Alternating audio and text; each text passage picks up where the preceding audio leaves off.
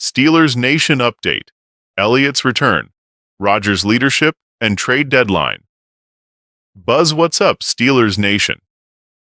The black and gold faithful have a lot to be excited about this week. As the team continues its push toward another championship-caliber season, the energy in Pittsburgh is electric. Week by week, this roster has evolved, growing tighter, sharper, and more determined to restore the physical, hard-nosed identity that defines Steelers football. And as the Week 7 primetime matchup against the Cincinnati Bengals looms, two massive stories have grabbed headlines across the NFL. A key defensive leader's surprise return, and a swirl of wide receiver trade rumors that could completely reshape the AFC landscape. The first headline is pure good news.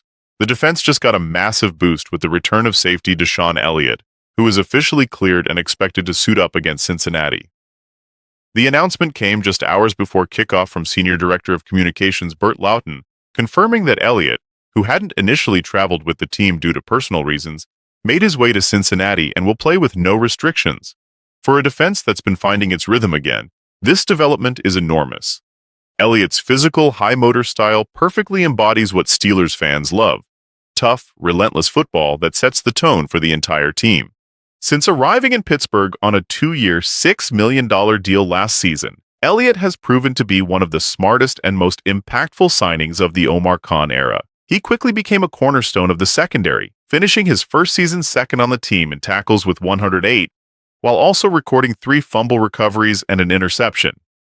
His combination of physicality and football IQ earned him a 2-year, $12.5 million contract extension this past offseason, keeping him in black and gold through 2027.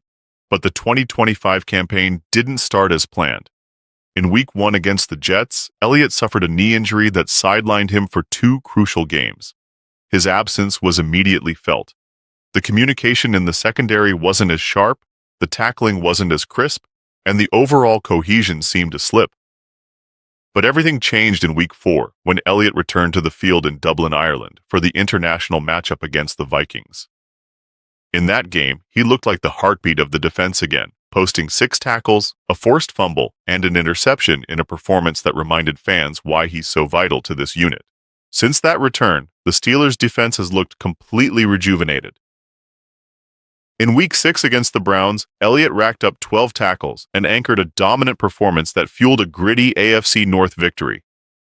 The defense is tackling cleaner, forcing turnovers, and dictating the pace of play again, exactly the kind of identity Mike Tomlin preaches.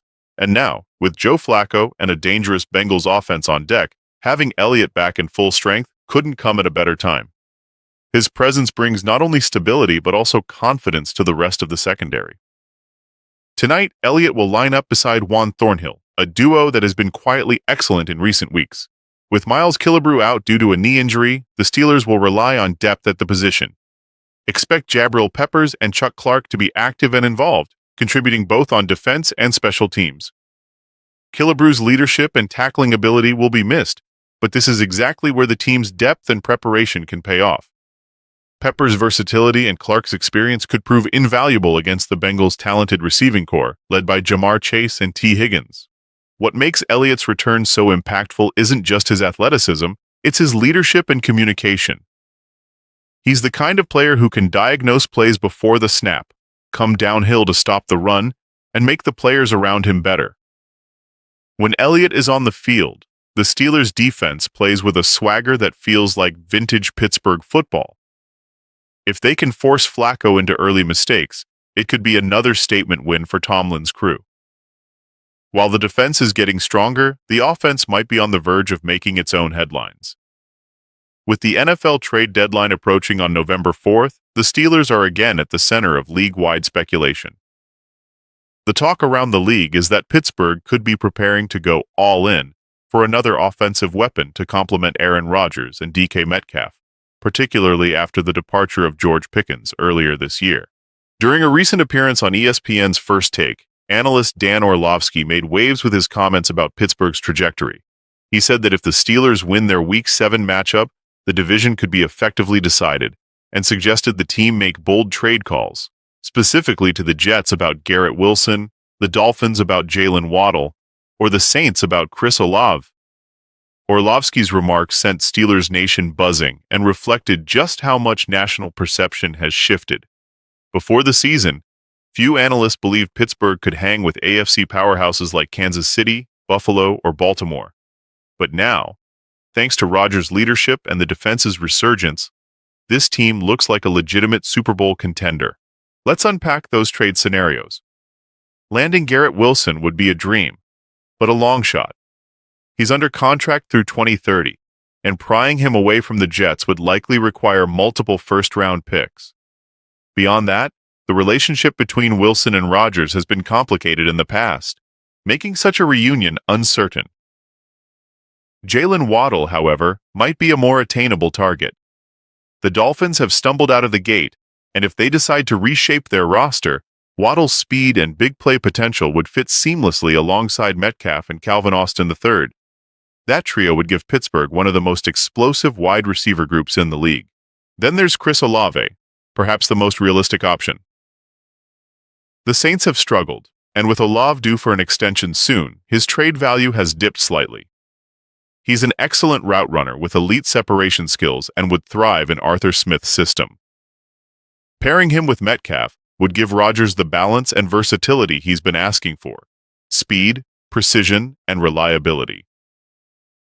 General Manager Omar Khan has shown he's unafraid to make bold moves, and after the successful acquisition of Metcalf, it's clear the Steelers' mindset is to win now while Rodgers is still playing at a high level. Off the field, another story has quietly revealed the cultural shift happening inside the Steelers' locker room. According to NFL Network's Jamie Erdahl, Rodgers recently shared that during his entire 21-year career, teammates often talked about organizing private off-season workouts, but it never actually happened. That is, until this past summer, when tight end Pat Freiermuth stepped up and made it real. Between the end of minicamp and the start of training camp, Freiermuth organized a private offensive workout in Malibu, California, bringing together Rodgers, Metcalf, Austin III, Ben Skowronek, Roman Wilson, and Scotty Miller. The group trained at Proactive Sports Performance, a facility Rodgers has used for years, running routes, working on timing, and building chemistry long before camp officially began. Rodgers confirmed the trip himself, sharing photos on Instagram and crediting Freiermuth for taking the initiative. For a quarterback who has often been criticized for not bonding enough with teammates during the offseason, this trip was a significant step forward. It wasn't organized by coaches or front office staff. It was entirely player-driven, showing just how much ownership and leadership are growing within this team. Freiermuth's individual stats this season might not jump off the page, just 8 receptions for 76 yards through 5 games. But his impact extends far beyond the numbers.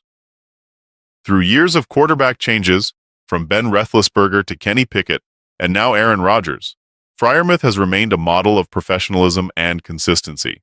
He's not complained about targets or playing time. Instead, he's focused on leadership, communication, and building trust with his new quarterback. Rodgers has publicly praised Freiermuth's football IQ, reliability, and calm presence in the huddle. You can see their connection growing on the field: the subtle pre-snap hand signals, the trust on third downs, the red zone looks.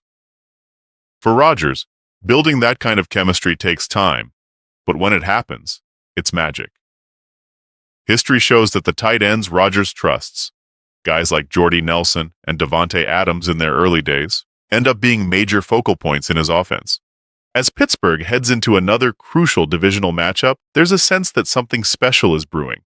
The defense is regaining its old swagger, the offense is finding its rhythm, and the locker room feels united under Rodgers' veteran leadership. The return of DeShawn Elliott adds grit and stability to an already improving defense, while the possibility of a blockbuster trade gives fans something thrilling to imagine as the deadline approaches. So the question for Steelers Nation is simple: what excites you more? The return of Elliott and the revitalized defense ready to take on Joe Flacco and the Bengals? Or the idea of Omar Khan pulling the trigger on another big-time wide receiver move before November 4th? One thing's certain: the 2025 Steelers are not just talking about chasing greatness, they're living it.